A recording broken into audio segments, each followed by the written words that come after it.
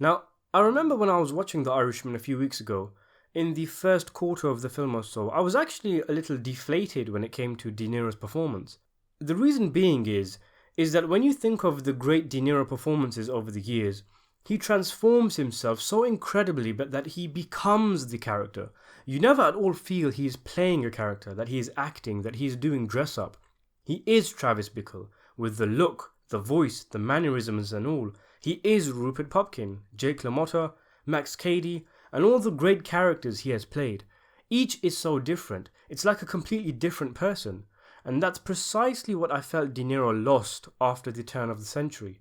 Of course, it coincided with him picking poorer films and giving poorer performances, but even when he was good, like in Silver Linings Playbook or more recently 2019's Joker, he kind of plays the same person over and over again. It's just De Niro doing De Niro. And there's nothing wrong with that. Many actors like Morgan Freeman, Clint Eastwood, and even Al Pacino after the 90s pretty much play their characters with the same kind of expressions and mannerisms and voices.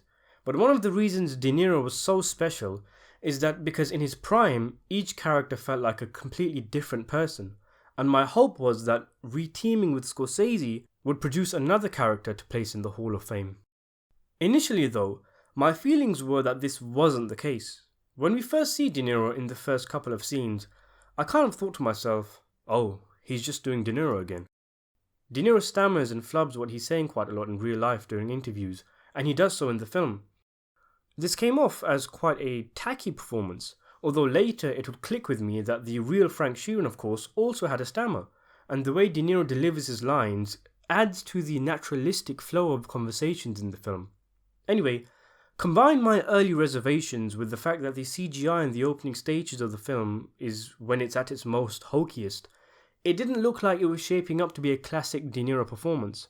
There's also an element where I wasn't even sure how much of De Niro's performance I could credit to the actor himself. As I discussed in an older video, will the de-aging CGI affect the performances?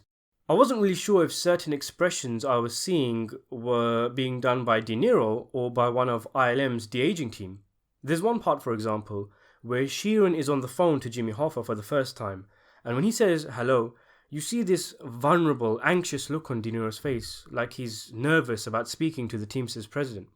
Everyone gets less expressive and physically emotive as they get older, and as I've never seen De Niro look so weak and almost childlike in any role he's played in recent years when he's an old man, I thought to myself, maybe that wasn't De Niro, maybe it was the CGI. But either way, all these kind of thoughts, swim around in your head and collide with each other on your first viewing of The Irishman as you try and judge and get to grips with the CGI. It's distracting, and I'm sure I'll be able to relax a lot more on my second viewing. But anyway, fast forward 3.5 hours, and honestly, I actually left the theatre and I was thinking to myself that The Irishman not only contains a good De Niro performance, but the character of Frank Sheeran is right up there with his all-time great characters. It's quite bizarre really, it's almost hypnotical. De Niro's performance is one that creeps up on you. It's never front and center during the film. It's very subdued and subtle, despite him being the main character. And De Niro is overshadowed by the likes of Al Pacino, electric and energized, and Joe Pesci, who has a kind of powerful aura about him. De Niro's character is our pivot into this huge, expansive story. He's our Henry Hill. And we tend to forget him when we're getting caught up in, for example, the likes of Hoffa's trial battles. But honestly, at least for me, after you've let the film digest, after you've taken in as much as you can, it's the performance of De Niro that you remember more than any other actors. And I suppose that's kind of the point. What with most of the film's characters dying off or distancing themselves from Sheeran, the story might not be predominantly about him, but it's his story you end up reflecting on the most, especially after the film's last half hour or so. Some might feel, as I did to an extent, that De Niro is too stiff, he's too stoic and emotionless, but that's the character he's playing. It's the performance of a no-nonsense hitman whose personal feelings are masked under a persona of rigid machismo. He's not supposed to show emotion, he's just supposed to get on with the job, and the fact that De Niro is able to bleed Sheeran's emotions into any situation, whether it's through his facial expressions, the way he speaks during a voiceover, or the way he acts, is exceptional. He kind of sits back in the film and allows other actors to take charge of a scene, whether it's Pacino on one of his tirades, Pesci giving the quiet orders, or De Niro getting a grilling from Harvey Keitel. De Niro's performance is so layered, it's just so mesmerizing on so many levels. It's worth mentioning that he essentially plays multiple characters in the film.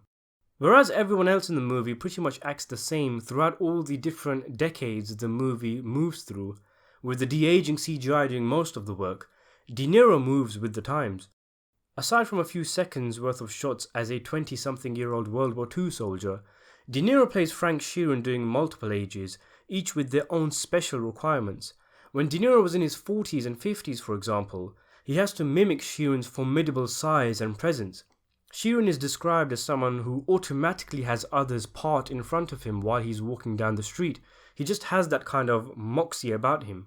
It's also quite a physical role, as De Niro has to do some lifting, pushing, kicking and threatening, and he has to do so with a touch of naivety, as he is still a novice in the world of the mafia at this stage in the film. The level of subtlety is amplified when the character reaches his 60s, with the car journey with Buffalino where he reminisces about better times, the salad scene where he is given the order to carry out a hit on his own friend, and in this scene, for example, he has to mask his feelings or else even the wrong expression can send him to the grave. Then you have the long car ride to Hoffa's doom, and you can see hundreds of thoughts flying through Sheeran's head until finally the stone cold deed is carried out without hesitation. After Sheeran carries out the hit, despite his rigidness, you can feel him almost crumble at times. There are scenes where you feel like he's almost going to break down in tears and confess to anyone who's listening that he killed Jimmy. One such scene is the powerful one between him and his daughter, where she questions why he hasn't phoned up Hoffa's wife. That one-worded question, why? It was such a powerful scene and would go on to be a major theme of the film. Why? Why did he do what he did? Could it have been different? These thoughts fly through his head whilst the film takes us through the next stages of the story. One of my favourite scenes in The Irishman is one that I feel is De Niro's best scene in the film, and in fact one of his standout scenes in his entire filmography. It's the part where he phones Jimmy Hoffa's wife to comfort her and he tells her it's going to be all alright. It's such an incredible display of acting. You can see a range of different emotions and thoughts that Sheeran is going through. He is genuinely upset for her and wants her to be okay. He's sad himself because Hoffa is gone. He's feeling like a hypocrite by telling her that they'll find him and it'll be okay. He's feeling guilty of the fact that he himself killed Hoffa. Part of him wants to just reveal what happened and let it out so the burden is lifted, and you can see how he just wants the conversation quickly ended after a point because he just doesn't know what to say, and you can see the entire ordeal getting to him. It reminds me of a phone conversation Travis Bickle has in Taxi Driver, where he's so pathetic and cringeworthy that even the camera moves away out of shame and embarrassment. But here the camera shows no such mercy, being right up in the face of Sheeran as he stutters and bumbles his way through what is supposed to be a show of support. It's a truly magnificent display of acting. And this brings us to the old man Sheeran segments of the film, where you'd think De Niro might find it easier given in real life he is closer in age to Sheeran at this point in the Irishman's life, but he showcases so much that it could be regarded as a separate performance in of itself. This is where the character and the film becomes melancholy, reflective, introspective and remorseful. One thing I found quite interesting was that the movie version of Sheeran is still a lot harder than the version in the original script I read, written in 2007 by Stephen Zillane. Though a lot of it is still the same as the final film, there are some key differences, such as there being a scene during Sheeran's old age where he is probed and prodded but remains firm in his indifference to the numerous murders he's carried out. He eventually breaks down when he's questioned about Hoffa and the fact that he knew Hoffa's family. This scene is described as being a recorded video footage, and De Niro looks up right at the camera, pain in his face, and he says, "What kind of man does what I did to a friend?" It's when the film finally gets Sheeran. It's when he's finally nicked, he's finally cracked in terms of his emotions, and the facade is over, the veil is lifted, and we see that after all of what we've witnessed, what this man has done, we're left with an old man who can't get over the fact that he killed his good friend. Interestingly, this moment never comes in the film, but it comes close in a part where a priest questions Sheeran's lack of empathy towards his victims' families, as he doesn't know them. Sheeran blurts out about there being one man whose family he did know, but he stops himself before continuing and the conversation moves on.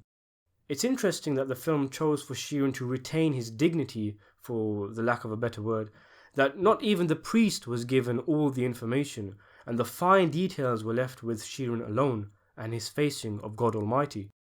And this weight, this heaviness in the heart of Sheeran is evident in De Niro's superb portrayal of the hitman.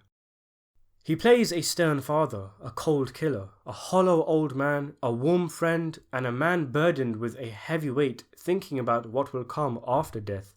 It's a huge undertaking, and yet he pulls it off magnificently, and it's through him that the film's storylines and arcs weave and interchange. It's a performance whose level of brilliance cannot be comprehended without rewatches and reflection. And it's truly one of the standouts in De Niro's filmography.